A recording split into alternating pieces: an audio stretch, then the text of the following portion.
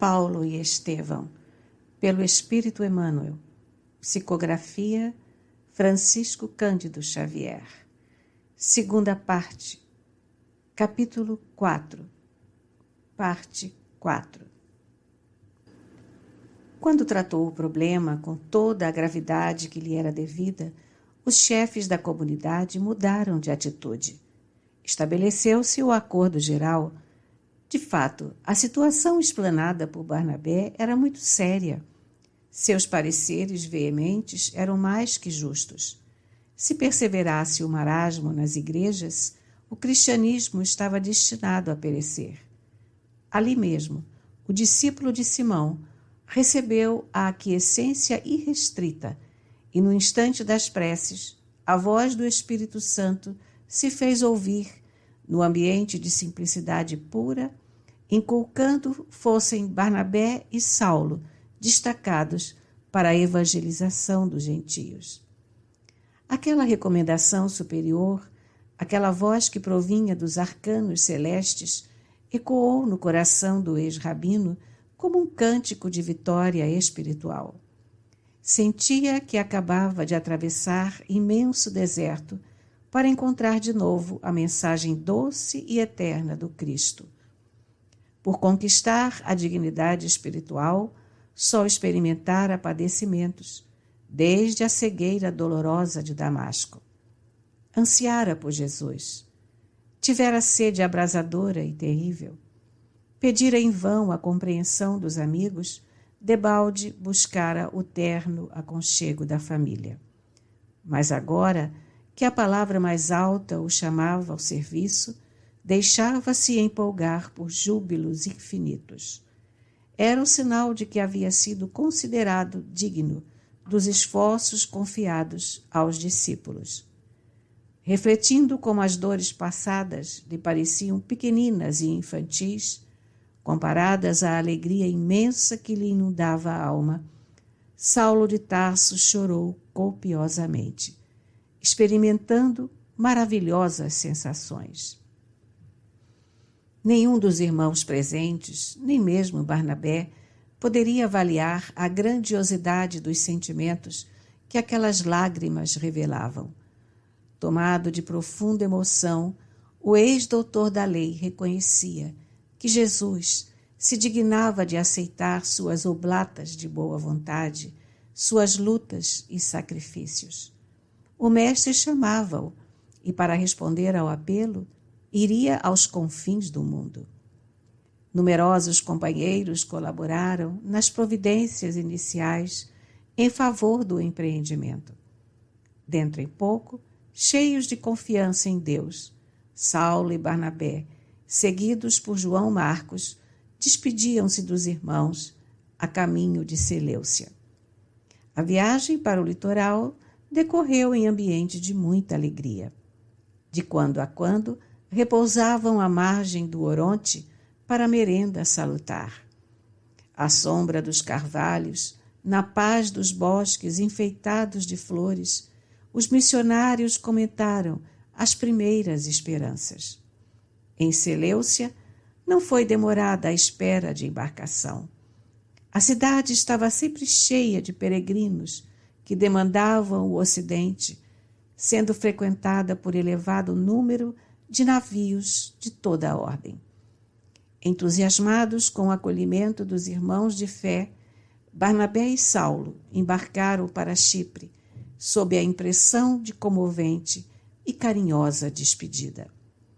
Chegaram à ilha com o jovem João Marcos sem incidentes dignos de menção. Estacionados em Sítium por muitos dias, aí solucionou Barnabé vários assuntos de seu interesse familiar. Antes de se retirarem, visitaram a sinagoga num sábado com o propósito de iniciar o movimento. Como chefe da missão, Barnabé tomou a palavra, procurou conjugar o texto da lei, examinado naquele dia as lições do Evangelho, para destacar a superioridade da missão do Cristo. Saulo notou que os companheiros explanavam o assunto com respeito algo excessivo às tradições judaicas. Via-se claramente que desejava, antes de tudo, conquistar as simpatias do auditório. Em alguns pontos, demonstrava o temor de encetar o trabalho, abrindo as lutas tão em desacordo com o seu temperamento. Os israelitas demonstraram-se surpreendidos, mas satisfeitos. Observando o quadro, Saulo não se sentiu plenamente confortado. Fazer reparos a Barnabé seria ingratidão e indisciplina. Concordar com o sorriso dos compatrícios perseverantes nos erros do fingimento farisaico seria negar fidelidade ao Evangelho. Procurou resignar-se e esperou. A missão percorreu numerosas localidades entre vibrações de largas simpatias. Em Amatonte, os mensageiros da Boa Nova demoraram mais de uma semana. A palavra de Barnabé era profundamente contemporizadora. Caracterizava-se em tudo pelo grande cuidado de não ofender os melindres judaicos. Depois de grandes esforços, chegaram a Nea Pafos, onde residia o procônsul. A sede do governo provincial era uma formosa cidade, cheia de encantos naturais e que se assinalava por sólidas expressões de cultura. O discípulo de Pedro, porém, estava exausto. Nunca tivera labores apostólicos tão intensos. Conhecendo a deficiência do verbo de Saulo nos serviços da igreja de Antioquia, temia confiar ao ex-rabino as responsabilidades diretas do ensinamento. Não obstante sentir-se cansadíssimo, fez a pregação na sinagoga no sábado imediato à chegada.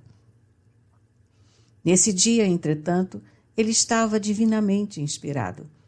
A apresentação do Evangelho foi feita com raro brilhantismo. O próprio Saulo comoveu-se profundamente. O êxito foi inexcedível. A segunda assembleia reuniu os elementos mais finos. Judeus e romanos aglomeravam-se ansiosos. O ex-levita fez nova apologia do Cristo, bordando conceitos de maravilhosa beleza espiritual.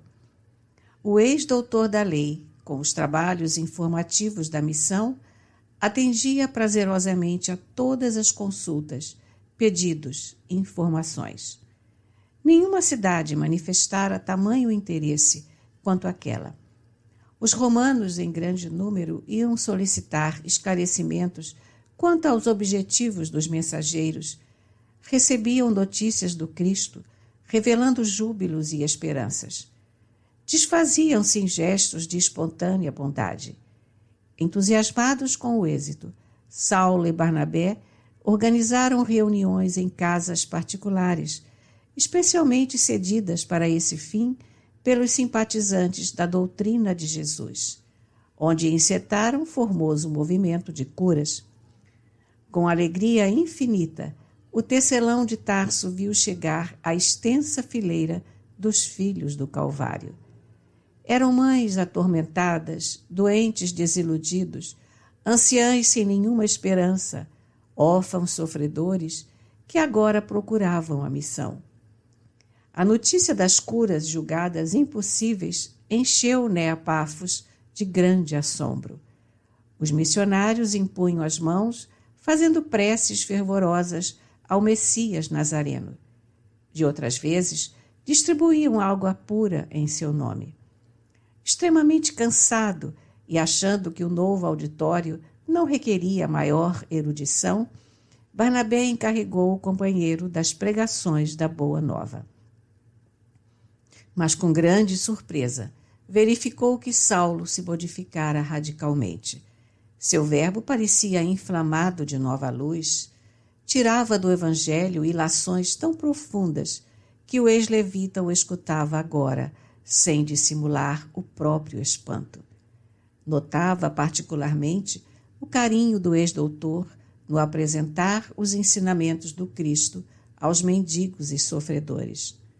Falava como alguém que houvesse convivido com o Senhor por largos anos. Referia-se a certos lances das lições do Mestre com um manancial de lágrimas nos olhos.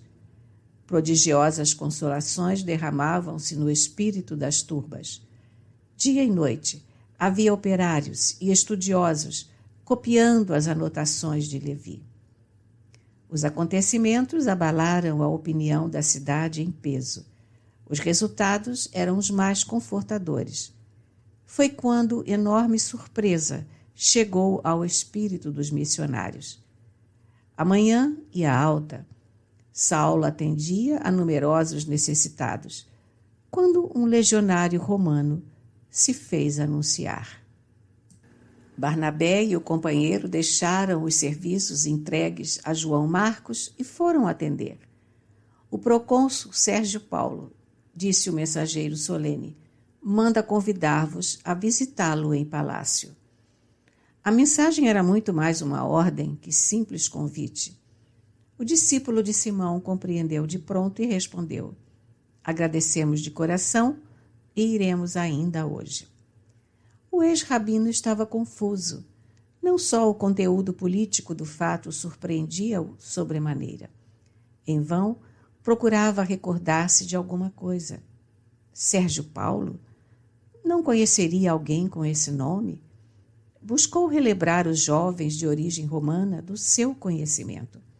Afinal, veio-lhe à memória a palestra de Pedro sobre a personalidade de Estevão e concluiu que o procônsul não podia ser outro senão o salvador do irmão de Abigail.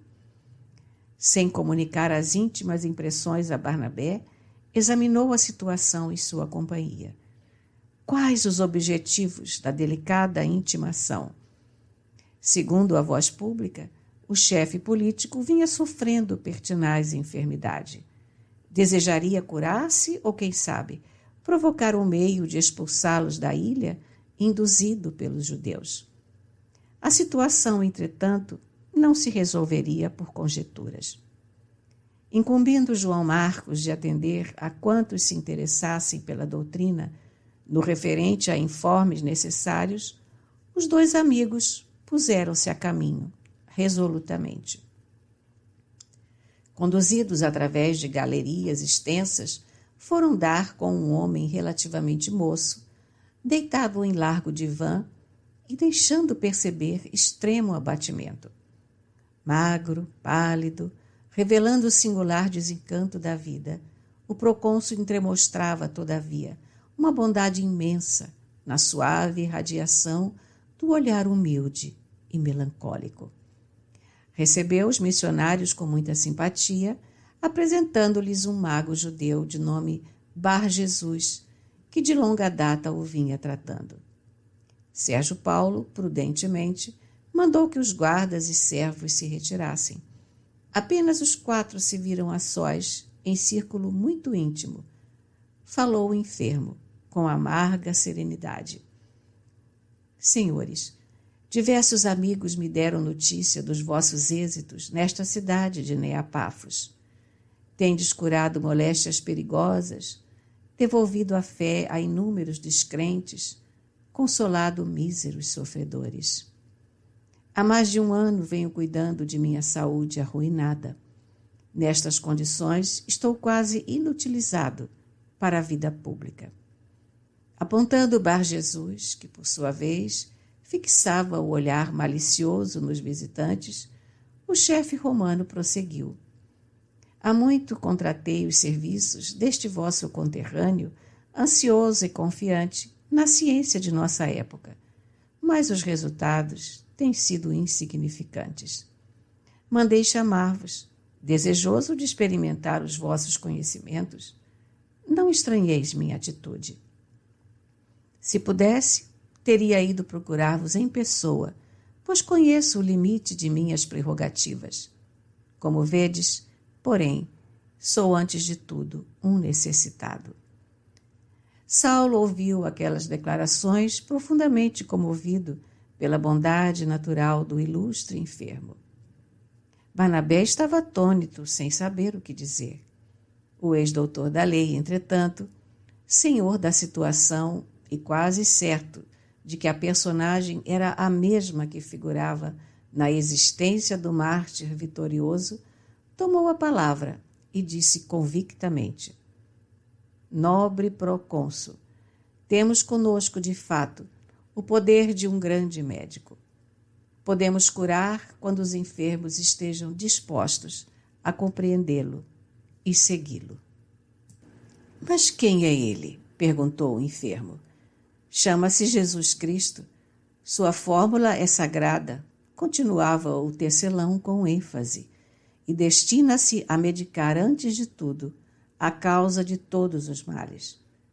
Como sabemos, todos os corpos da terra terão de morrer.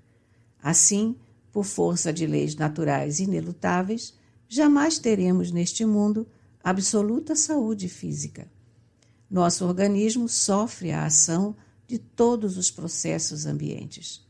O calor incomoda, o frio nos faz tremer, a alimentação nos modifica, os atos da vida determinam a mudança dos hábitos. Mas o Salvador nos ensina a procurar uma saúde mais real e preciosa, que é a do Espírito.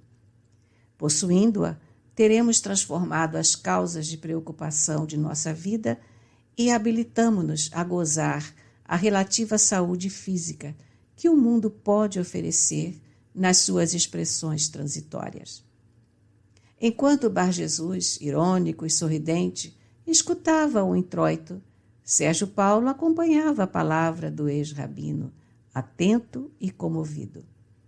Contudo, como encontrar esse médico? Perguntou o procônsul, mais preocupado com a cura do que com o elevado sentido metafísico das observações ouvidas. Ele é a bondade perfeita, esclareceu Saulo de Tarso, e sua ação consoladora está em toda parte. Antes mesmo que o compreendamos, cerca-nos com a expressão do seu amor infinito. Observando o entusiasmo com que o missionário tarsense falava, o chefe político de Neapafos buscou a aprovação de Bar Jesus com olhar indagador. O mago judeu, evidenciando profundo desprezo, exclamou: Julgávamos que estivesses aparelhados de alguma ciência nova. Não quero acreditar no que ouço. Acaso me supondes um ignorante relativamente ao falso profeta de Nazaré? Ousais franquear o palácio de um governador em nome de um miserável carpinteiro? Saulo mediu toda a extensão daquelas ironias, respondendo sem se intimidar. Amigo, quando eu afivelava a máscara farisaica, também assim pensava, mas agora conheço a gloriosa luz do Mestre, o Filho do Deus vivo.